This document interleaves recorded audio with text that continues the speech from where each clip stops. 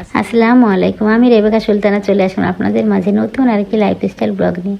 আজকে তো রবিবার, সকালবেলাতে নামাজ পড়ে চলে এসেছি রান্নাঘরে। বিসমিল্লাহ বলে ভাতটা চাপিয়ে দিলাম, তারপরে মাছ ভিজিয়ে নিব। সকালে এখন বাজে 5টা 20। আমি ভাতটা চাপিয়ে দিয়ে মাছগুলো রান্না করার জন্য আমি ভিজিয়ে নিচ্ছি। আজকে যে নদীর মাছটা রান্না করব, ছোটো মাছটা, সেজন্য বের করে ভিজিয়ে নিচ্ছি। ভেজানো হয়ে গেলে আমি ছাদে চলে যাবো। ছাদে পুঁই ডাঁটাগুলো তো দেখেছেন অনেক বড় বড় হয়ে গেছে। আমি 2টা ডাল কেটে নিয়ে আসবো, সেজন্য ছাদে যাব।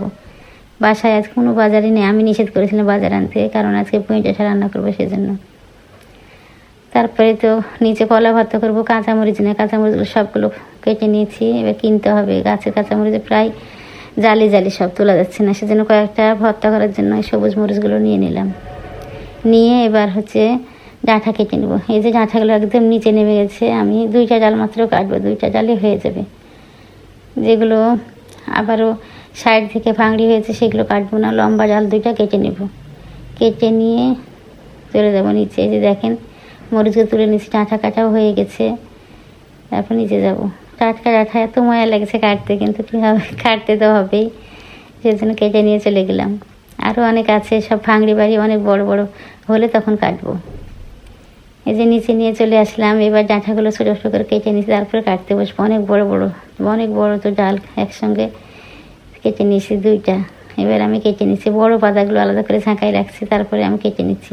ডাঁটাগুলো দেখেন একদম কচি, না ছিললেও হতো, আমি সুন্দর করে ছিলে ফেলেছি। পরে রান্নার পর একদম গলে গেছে, মানে মুখে দিলে আর টানা যাচ্ছে না, একদমই সুন্দরভাবে গলে গেছে। ডাঁটাগুলো তো আমি একে একে কেটে নিচ্ছি। এই যে পাতার ফাঁকালে যে ডাঁঠিটা থাকে সেটা কেটে ফেলে দিচ্ছি। ওটা আমি কোনো সময় নিই না, খেতে ভালো লাগে না, সেদ্ধ হয় না, তিতো লাগে। ডাঁটাগুলো সুন্দর কচি কচি আমি কেটে নিচ্ছি। সব ডাঁটা তো কাটা হয়ে গেছে। দেখেন এই যে পাতাগুলো থেকে এবার পাতাগুলো কেটে নেবো। ডাঁটিগুলো ফেলে রেখেছিলাম, এবার পাতাগুলো একসঙ্গে ধরে কুচি করে কেটে নেব। কেটে তারপরে চাপিয়ে দেব। ভাত তো হয়ে গেছে আমার, এবার ডাঁটাটা চাপিয়ে দেবো। এই যে ডাঁটা পরিষ্কার করে 2-3 বার ধুয়ে নিয়েছি। তারপর আদা, রসুন, কাঁচামরিচ, পেঁয়াজ, হলুদ, লবণ, ধনিয়ার গুঁড়া, জিরের গুঁড়া সবগুলো দিয়ে আমি কষিয়ে নিব আগে। কষিয়ে তারপরে যখন পাতাগুলো একদম আউড়ে যাবে, তারপরে আমি দেবো মসুরির ডাল। ডাঁটা না কষিয়ে রান্না করলে আমার কাছে মনে হয় যে কাঁচা কাঁচা গন্ধ করে, সেজন্য আমি অনেকক্ষণ ধরে কষিয়ে নিই। তারপরে যা দেওয়ার দিয়ে এই যে লবণ দিয়ে দিলাম, দিয়ে এবার কষিয়ে নেব। সুন্দর করে কষিয়ে তারপরে আমি ডাল দিব। ডাল তো আমি মাছ ভেজানোর পরেই ধুইয়ে রেখে দিয়েছিলাম পানিতে। ডালটা ভিজিয়ে রাখলে কি হয়, খুব সুন্দরভাবে সেদ্ধ হয় মসুরির ডাল। এই যে দেখেন একদম সুন্দরভাবে কষানো হয়ে গেছে। ডাল দিয়ে দিব। ডাল দিয়ে আর অল্প একটু কষিয়ে পানি দিয়ে দিব। ডাল ডাঁটা খেতে আমার ছোটো ছেলে খুব পছন্দ করে। এমনি ডাল খাবে না, ডাঁটা খাবে না, অথচ ডাল ডাঁটা একসঙ্গে রান্না করে পছন্দ খুব, ডাল ডাঁটাটা খাবে। এই যে পরিমাণ মতো পানি দিয়ে এবার আস্তে জাল দিয়ে দিলাম, সুন্দরভাবে সেদ্ধ হোক। এবার আমি দেখেন 3টা কলা ছিল, কলাগুলো আমি সেদ্ধ করব, ভর্তা করবো, সেজন্য কেটে নিচ্ছি। কলাগুলো শুকিয়ে যাচ্ছে, আমি ভর্তা করে নেবো, সেজন্য ডাল ডাঁটা আছে যে ভর্তা ভালো লাগে। সরাসরি আমার সবসময় খাবার আগে একটু ভাজি ভর্তা হলে বেশি ভালো লাগে। প্রতিদিন কিছু না কিছু আমি করি। এই যে আমার এই ছোট্ট প্রেশার কুকারে আমি সবসময় ভর্তা সেদ্ধ করি। তা দেখেন কী অবস্থা, ভিতরে হলুদ হয়ে গেছে।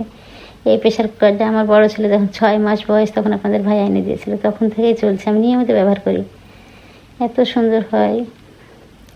এই যে কলাটা চাপিয়ে দিলাম, তারপরে অফিসের বাটিগুলো মেজে নিয়েছি, মেজে এখানে উপর দিয়েছি। তারপরে ছাদে তো গেলাম, দেখলেন ডাঁটা আনতে। একটা ড্রাগন ছিল ঝুলে, ড্রাগনটা দেখলাম যে না, সেজন্য এসে দেখলাম যে তুলে এনেছেন। আগে দেখছি, হ্যাঁ সন্ধ্যেবেলা হয়তো এনেছে, আমি দেখিনি, আজকে তাই দেখছি। ড্রাগনটা এখন আমি ফলগুলো ঢেকে রেখে দিব। দেখেন কি সুন্দর, ড্রাগনের কালার যে এত সুন্দর হয়েছে। এবার বৃষ্টি তো, সেজন্য মনে হয় পিঁপড়া লাগেনি, খুব সুন্দর কালারটা। নাহলে তো সাধারণত ড্রাগন গায়ে একটু কালো কালো দাগ থাকে। ডাল ডাঁটাটা সেদ্ধ হতে আর একটু বাকি আছে, সেদ্ধ হয়ে গেলে তেলে দিয়ে নেব। সেদ্ধ হতে থাকে ডাঁটাটা। আমি মাছগুলো ধুয়ে নিয়েছি, লবণ দিয়ে পরিষ্কার করে। মাছ না ধুলে আমার রান্না করতে ভালো লাগে না। সুন্দর করে লবণ দিয়ে সুন্দর করে ধুয়ে সাদা করে ফেলেছি। এবার মাছগুলো রেখে দিয়েছি রান্না করার জন্য। ডাল দেখেন সেদ্ধ হয়ে গেছে, এবার তেলে দিয়ে নেব। এই পর্যায়ে বলে নিই, আমার ভিডিওটা যদি আপনাদের এতটুকু ভালো লাগে, প্লিজ লাইক, কমেন্ট, সাবস্ক্রাইব করে দেবেন। আর যদি ফেসবুক পেজতে দেখে থাকেন, শেয়ার করে দিয়ে আমার সঙ্গেই থেকে যেতে পারেন। আর যারা অলরেডি এই কাজটা করেন তাদেরকে অসংখ্য অসংখ্য ধন্যবাদ। এই তো তেলের পরে রসুন থেতো করে দিয়েছি, কাঁচামরিচ, কাঁচা পেঁয়াজ আর কাঁচা জিরা দিয়ে দেবো। তারপরে ডালটা তেলে দিয়ে নিব। এই যে জিরা দিয়ে দিলাম, তারপরে ডালটা তেলে দিয়ে তারপরে মাছটা রান্না করে নেব। আপনারা অনেকে আমার ভিডিও দেখেন কিন্তু একটা লাইক দিতে হয়তো ভুলে যান। প্লিজ একটা লাইক দিয়ে দিবেন।